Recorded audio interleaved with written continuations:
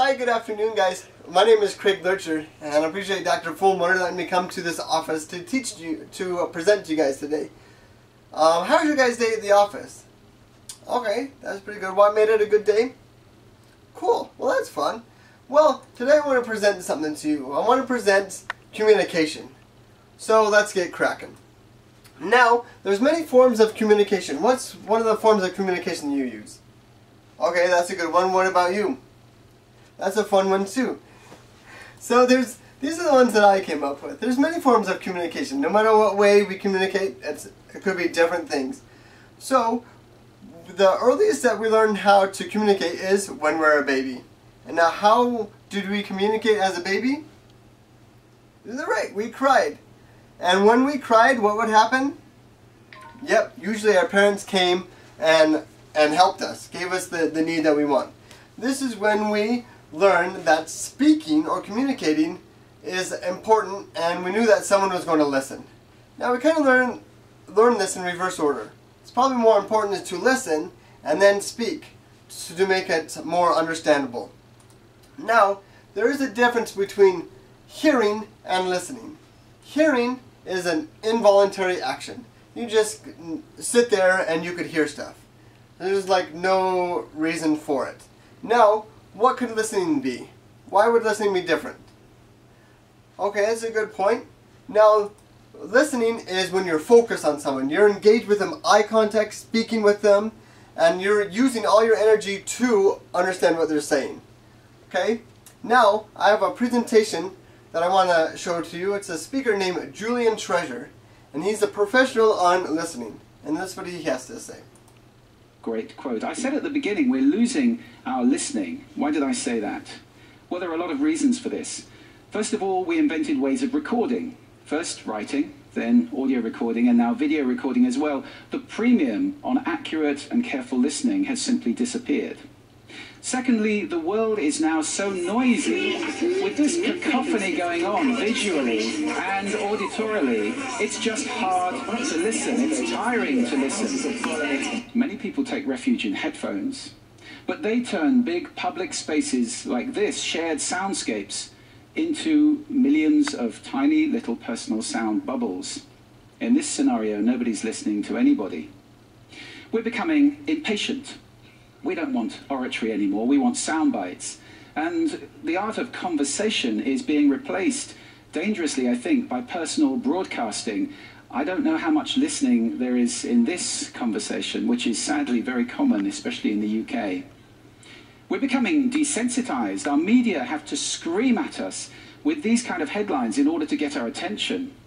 And that means it's harder for us to pay attention to the quiet, the subtle, the understated. This is a serious problem that we're losing our listening. This is not trivial. Because listening is our access to understanding. Conscious listening always creates understanding. And only... Great quote. I said at the beginning, So, that was Julian Treasure. He's a professional speaker on listening. He's even written a book about it. Now, we spend about 60% of our time, communication time, listening. Now, what percent do you think that we have that we retain it? Okay, it's 25% of the communication time that we're listening. We'll retain about 25%.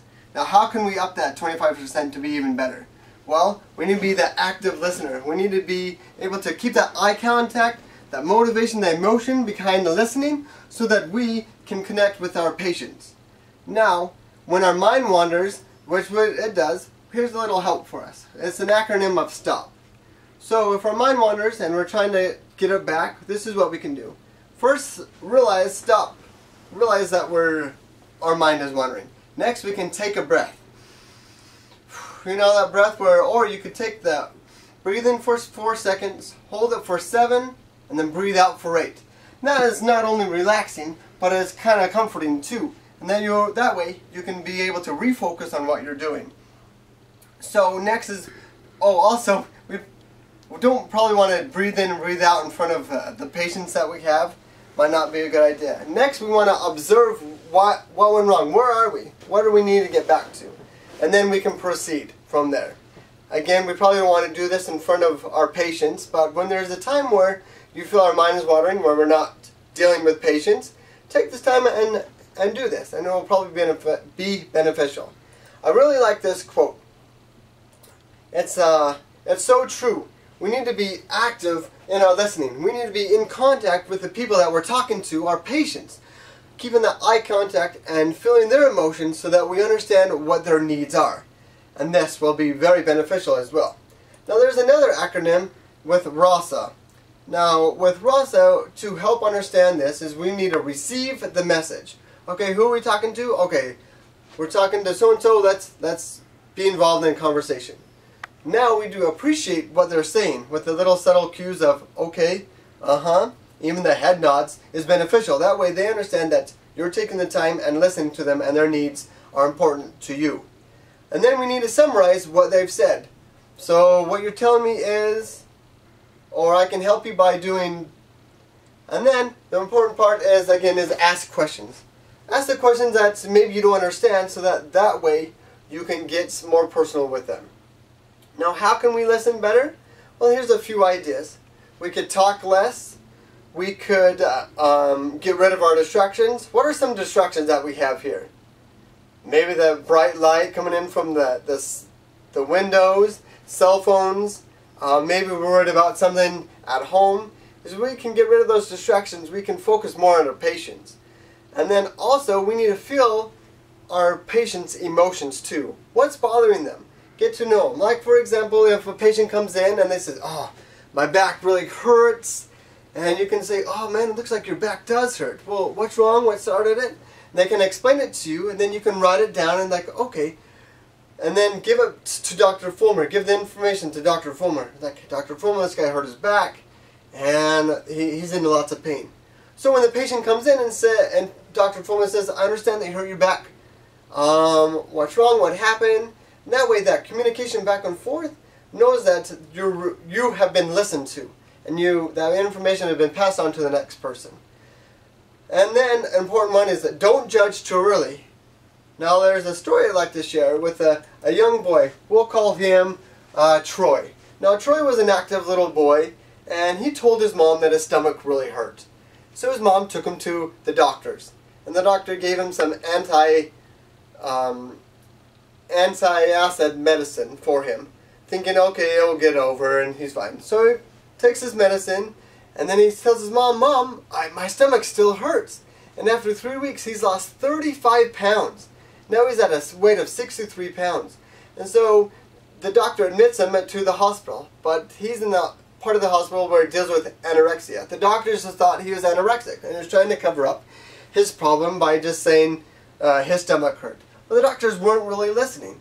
And then it took a lot of doctors time, and they just diagnosed him every time. Like, they need to take this, and the boy's stomach still hurt. And it took a special doctor to finally sit down and listen to him. And when this doctor sat down and listened to him, he felt his emotions. He was able to take care of this boy and find out what his real problem is. And he had the syndrome of SMA, which is a intestinal disease that he just couldn't eat food. And finally they were able to get him the right help with this doctor that really listened. So as this chiropractor office, when someone comes in and we're listening, we can key on their emotions.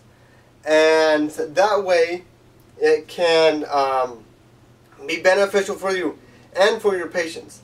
And tomorrow as you get into the office and you're thinking, what can I do to improve more? Then just listen, and then you'll be able to retain more patients and they'll be able to tell more friends. Thank you.